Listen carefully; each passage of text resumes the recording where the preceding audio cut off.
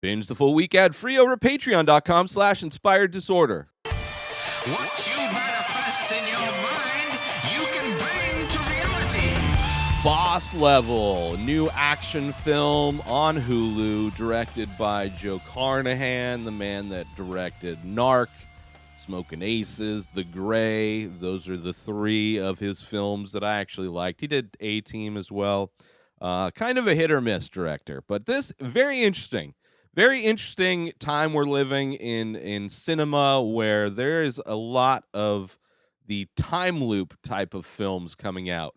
And this one is one of them, and it's a fun one. I've literally rewatched this maybe 4 times, and it's just a fun movie.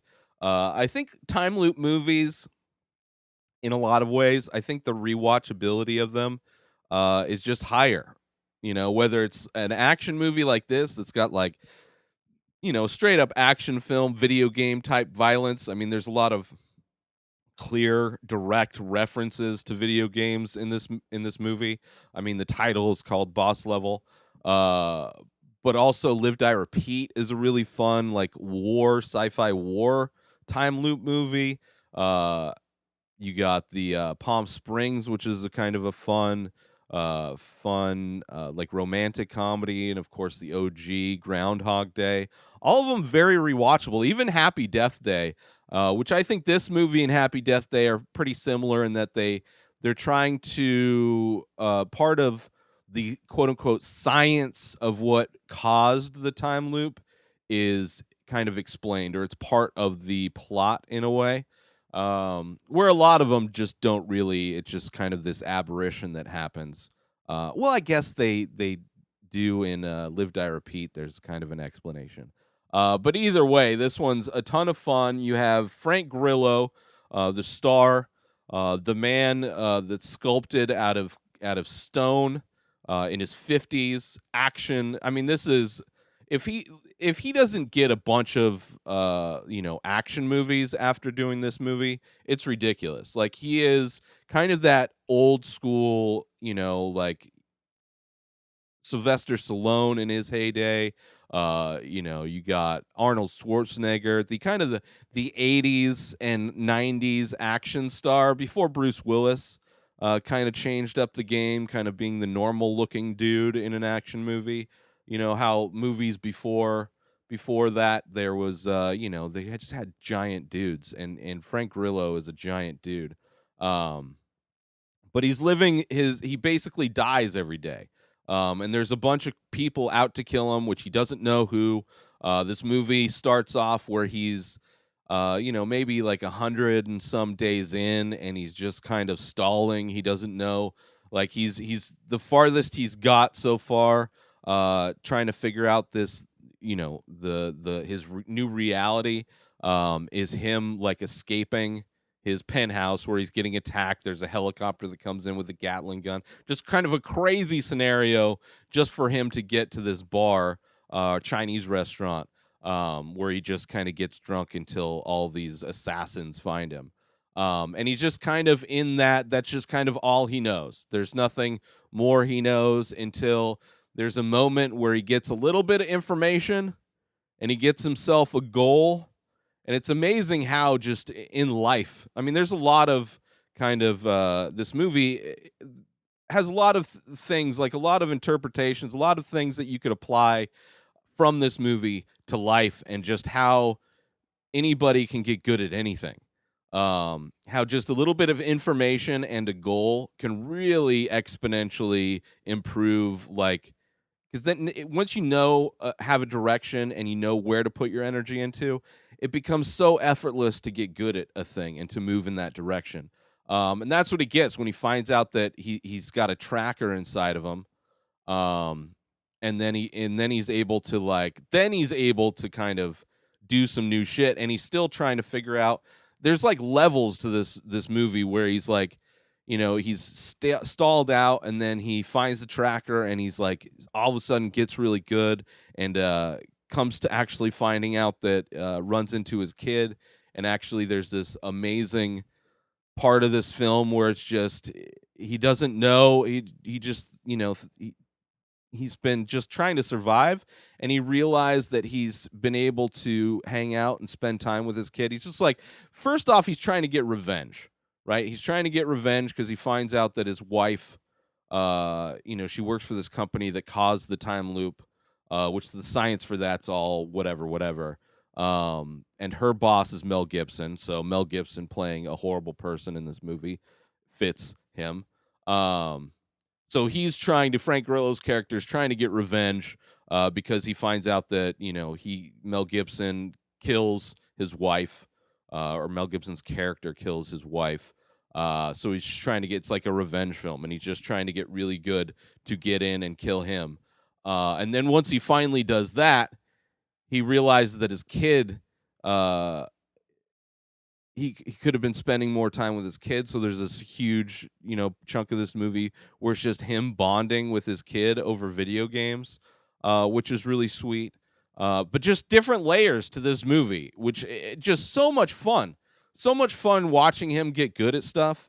I mean, it's very similar to like anything in life, and I'm sure Frank Grillo hangs out with a lot of the kind of jiu-jitsu. I think he was on a show that was like an MMA centered show. I'm not specifically sure about that, but I believe so. Which in jiu-jitsu, I've heard it's not until you get the black belt that you really start to learn the art of jiu-jitsu. Like everything is just up until that point is just learning the different aspects of it. But once you've learned all the different aspects of it, you're now able to apply it. And once you have all the knowledge and you start applying it, then it opens up even more. And that's what this movie does. Because it's not only the fact, I mean, he's got a background in like special forces or whatever. So he has the athletic ability and kind of foundational training to get good at stuff. But he gets really good at fighting. Like he gets really good, like stuff that was so difficult in the beginning of the movie. He just like, I mean, over time, obviously, I think the one thing that they could have changed a little bit to make it a little bit more believable, it shows kind of the day count, like how long he's been in this time loop, and that day count should have been way higher for him to learn all these different things. But needless to say, it's amazing to watch him get really good at stuff. And then also once he learns, like throughout this movie, he learns different things. Like there's a moment where, he's kind of just dispatching people at will. He kind of almost can do whatever. And then he realizes that like, oh, there's a small window from when he wakes up every morning to when his wife hasn't been killed yet, or ex-wife. I don't know what the relationship is in this movie. So then it's like he has to get to her in like this amazing, like in an amount of time that in the beginning of this movie, his character would never have believed that he could do. And that's kind of the thing with growth of any kind in general, is that when you start on the path in a direction to get good at something, when you look back at what you did and how you did it, like a year ago, 2 years, 10 years ago, it's amazing to see how much growth. It's almost embarrassing to see the stuff that you did back then, the quality of stuff you did back then. But that's just, I mean, a lot of this movie is just kind of how life has these massive levels of experience. And even if he's like, even when he was in moments of this movie where he was like the badass killing everybody, he still wasn't at the level of badassery that he gets to at the end of this movie, when you find out like they have this thing where it's like, oh, I know how to fix the thing. With his wife, he finally gets there and he's like, I know how to do this thing. And it's like to reset reality so the time loop doesn't continue to go on forever, means that he has to do, like he had to live the perfect day to get to his wife before she died without him dying, to try and save her. He has to do that exact same thing, which was basically like a perfect day for him to wake up, not die, get to her in like this record amount of time, to stop this thing.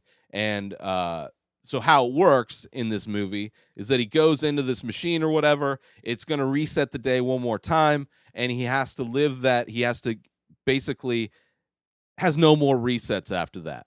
He has to live that perfect day again without dying, and to save his wife, to save the world, because there's parts of this movie where you find out that just the world ends because of this machine.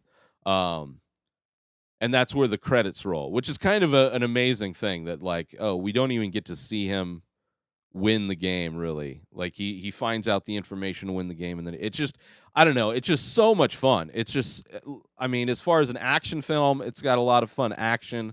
The story behind it is cheesy, whatever. His relationship with his kid is fun. But yeah, really fun action. Really fun action. I really enjoyed it. I will probably watch it a bunch more times. It is by far one of my favorite time loop movies. I mean, Live, Die, Repeat is a really fun one as well. But this one's cool. It's got fun sense of humor, a lot of great actors in it. But yeah, it's amazing how good this movie was for what it is. It's just amazing. But I am Ray Taylor, and Ray Taylor has done this. Make sure you support our sponsor, Station House Coffee. Give them a follow on Instagram and go to the website, stationhousecoffee.com. Order yourself some amazing small batch, single origin, premium coffee brewed in Thetford Center, Vermont, shipped directly to you. Let them know the Ray Taylor Show sent you. Follow Station House Coffee on Instagram and go to stationhousecoffee.com and order your coffee today. New episodes of The Ray Taylor Show come out every single day. Subscribe on IGTV, YouTube, and everywhere else podcasts are found. Binge the full week ad-free over at patreon.com/Inspired Disorder. Buy Ray Taylor Show merch over at inspireddisorder.com and follow the show on Instagram at Ray Taylor Show. Have a wonderful day, everybody. Peace out.